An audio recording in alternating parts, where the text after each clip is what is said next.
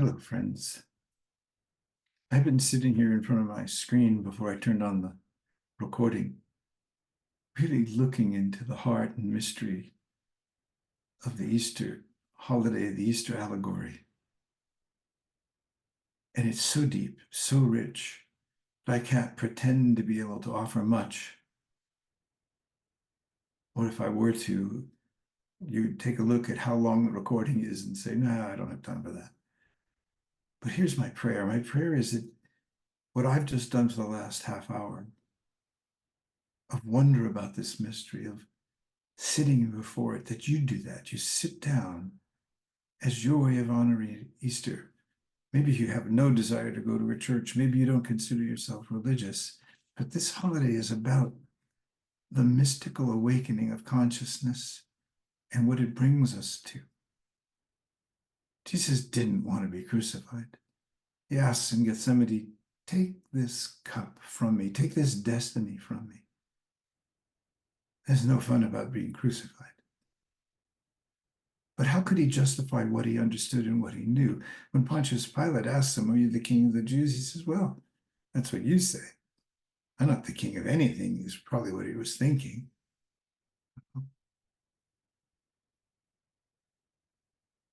But how could he have explained what awakened in him? Why he knew that God was love? Why he knew that no identity was real? That who you are in your deepest self, in your ground of being, is prior to the identity. So if somebody insults you, slaps your cheek is the metaphor for that, turn the other cheek. Let them insult you again. So what? Let them threaten your identity. Our world all over the place is at war. 34, 35 hot zones right now, but it's a war everywhere. It's in so many ways, with people defending identity or being afraid or threatened by other people's identity, when that is not who any of us are in the deeper ground of our being. And Jesus knew that, knew it absolutely. So he taught, turn the other cheek. He even taught, love your enemy. That's right, love our enemies. Think about that. Think about that.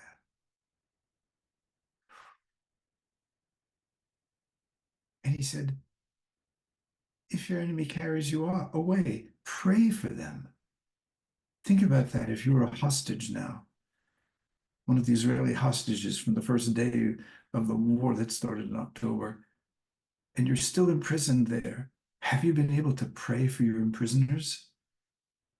Because if you could pray for your imprisoners, know that that consciousness would so far transcend being Israeli, being Zionist, being Jewish, or them being Palestinian and people of Islam. And when Jesus is really crucified, he loses faith.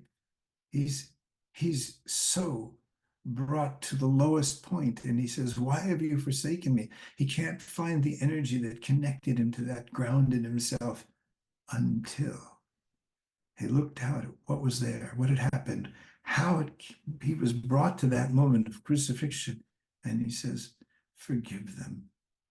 They have no idea what they're doing. All over the world right now, you can look around and say, forgive them. They have no idea what they're doing. And it's in the moment where Jesus says that, or you and I say that, where our hearts open, where we're really truly reborn in that deeper consciousness. Easter is mostly a celebration of the resurrection, but the resurrection was not possible until there was a complete loss of all hope and all faith.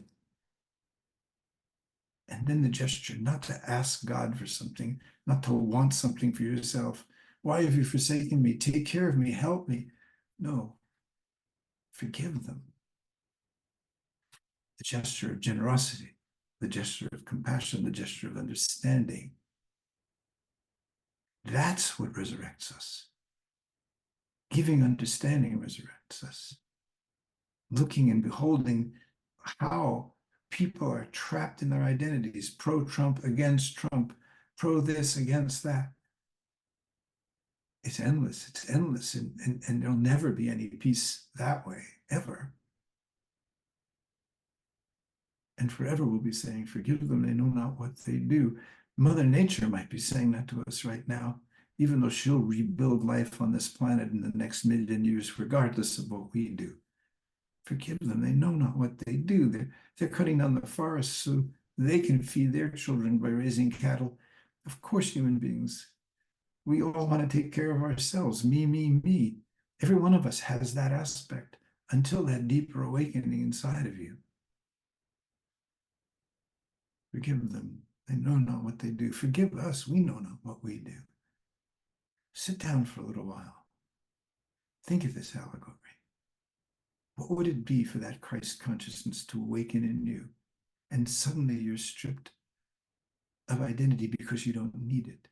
You don't have to defend a feminist identity or a sexual identity or a religious identity or a national identity. It's meaningless. You're an earthling if you have to have any kind of location identity. Oh, sit down in front of this holiday.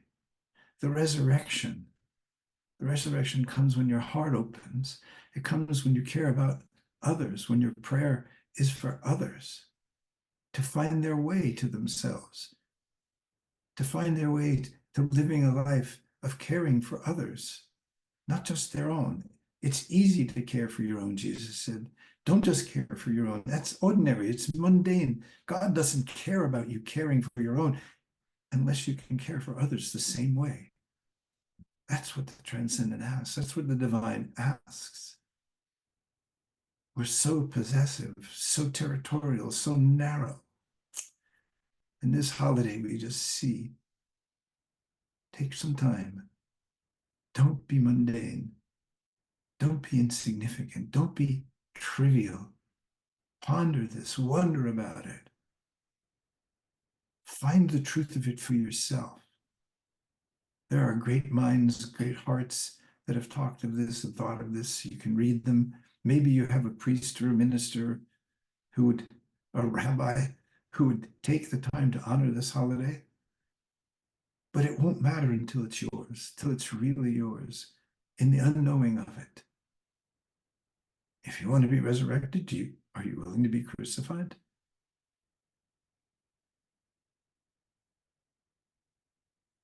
Emptied?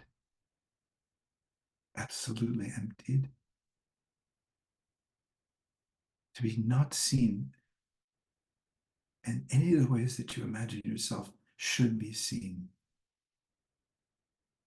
And to know that you are seen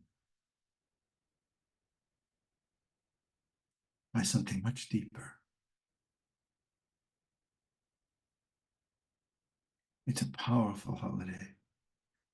It's not, I mean, it's almost a meaningless holiday if Jesus really was resurrected and took on a new body. He only conquered death of identity. He conquered the death of enculturation, the death of inheritance, the death of tradition, to stand absolutely naked in your relationship to the transcendent and find your way and know your truth and live that and know that what you give is what comes back.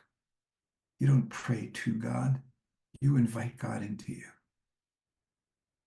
You don't ask God for something. You offer to the world everything you would possibly ask for. There's resurrection.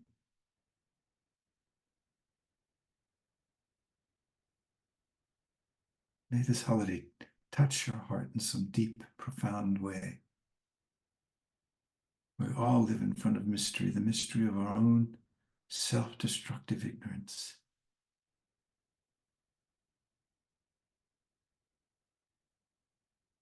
Blessings and love to you all.